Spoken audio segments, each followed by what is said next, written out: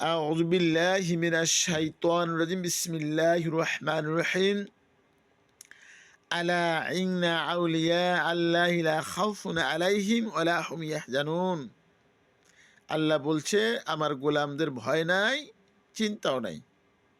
তো আল্লাহর গোলাম কারা? আল্লাযিনা আমানু ওয়া কানু ইয়াত্তাকুন, যারা ঈমান আনে আর তাকওয়ার ভয় আল্লাহকে ডাকে। তো এখানে বলা হয় মানুষ মৃত্যুর পরে জিজ্ঞাসা করা হবে মান রাব্বুকা, মান নাবিকা, মান দিনুকা, এসব ব্যাপারে জিজ্ঞাসা করা হবে। আবার বলা হয় যৌবনকালের কথা বলা হবে।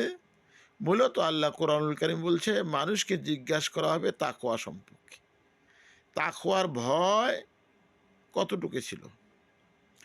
আল্লাহ সূরা আল ইমরান আয়াত 2 বলছে তোমরা আমাকে ভয় করো ভয় করার মতো, আমি যেভাবে ভয় করতে বলছি অথবা যেভাবে ভয় করা লাগে।